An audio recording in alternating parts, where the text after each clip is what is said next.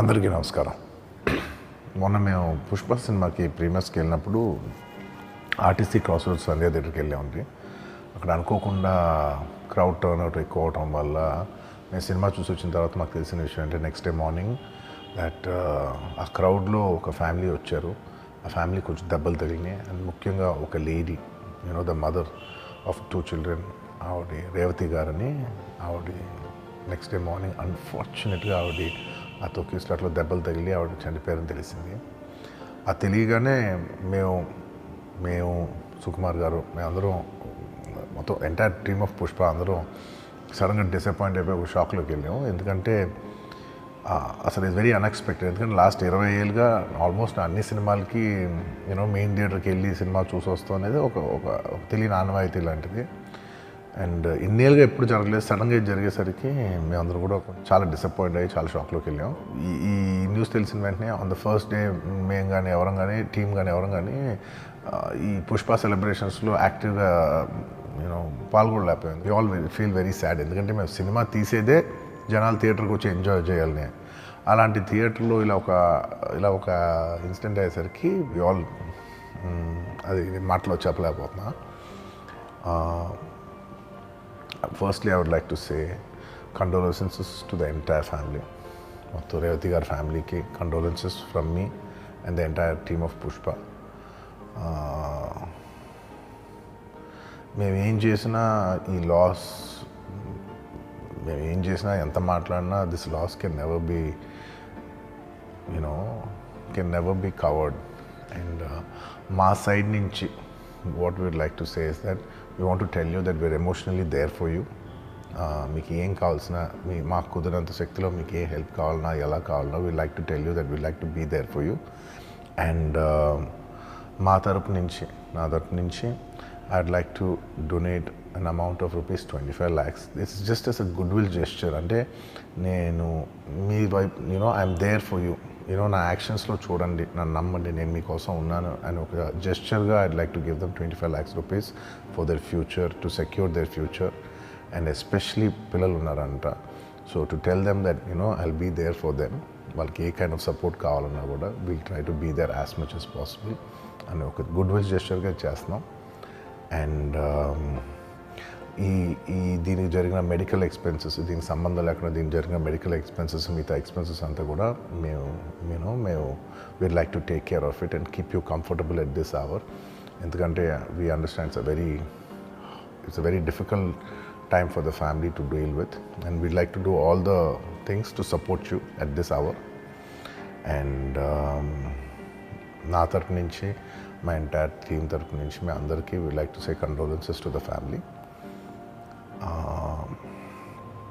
And నాది ఒకటే request, మేమంతా సినిమా తీసేదే మీరు థియేటర్స్కి వచ్చి బాగా ఎంజాయ్ చేసి, మీ ఫ్యామిలీస్తో వచ్చి మీరు ఎంజాయ్ చేసి ఆ సెలబ్రేషన్స్తో మిమ్మల్ని పంపిద్దామని.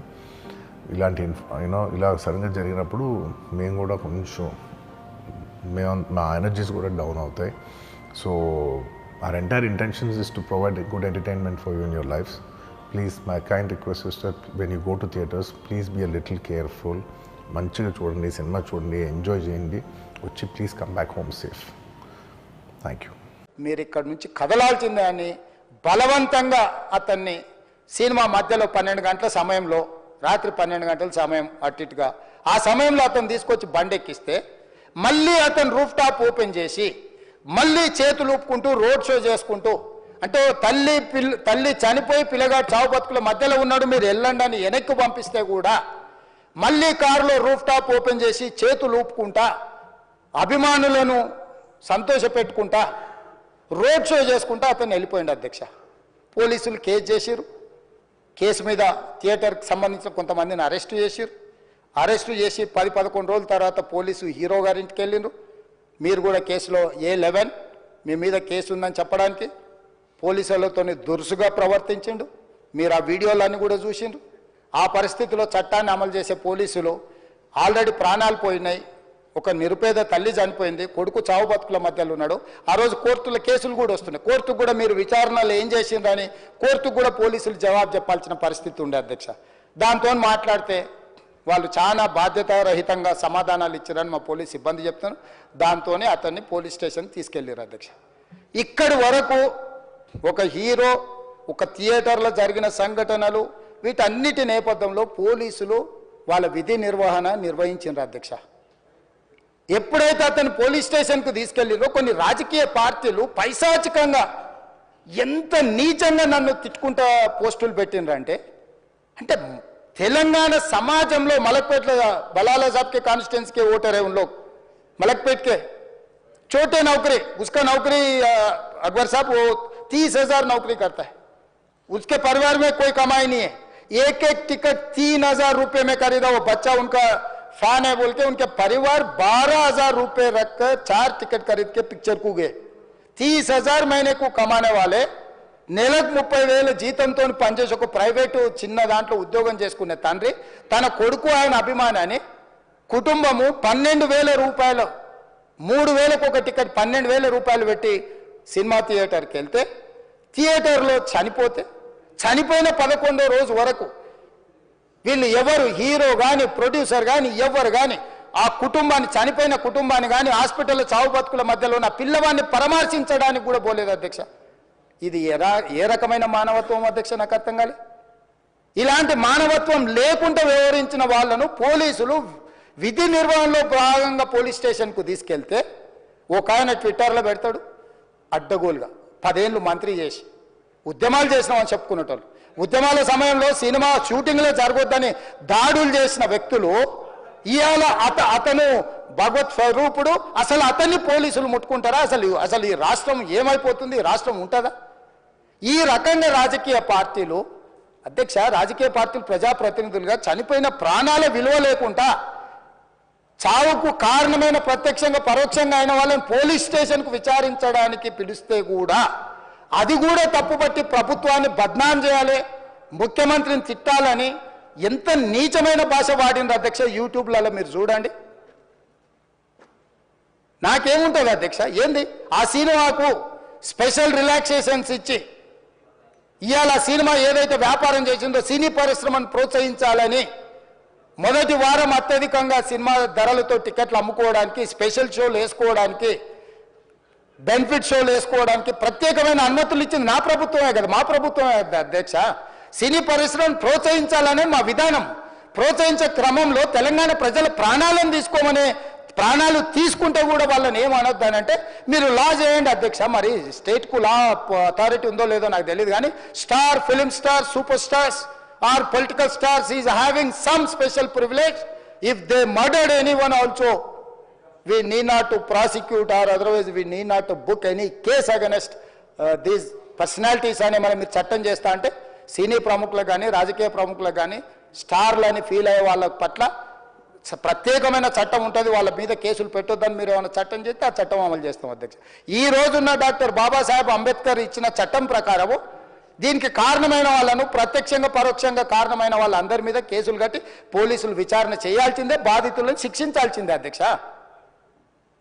సో ఈ రోజు ఆ కుటుంబాన్ని ఆదుకోవడానికి ఈ రోజు కూడా ఆర్థికపరమైన విషయాల్లో కానీ దీంట్లో కానీ వాళ్ళు ఎవరు పెద్దగా ఆసక్తి, కనీసం సినిమా వాళ్ళు ఒక్కరోజు అతను పొయ్యి వస్తే సినీ ప్రముఖులందరూ అతని ఇంటికి వెళ్ళి అతనికి మొత్తం ఏదో కాళ్ళు చేతులు యాక్సిడెంట్లో పోయినట్టు కన్నీళ్లు గారుస్తారు.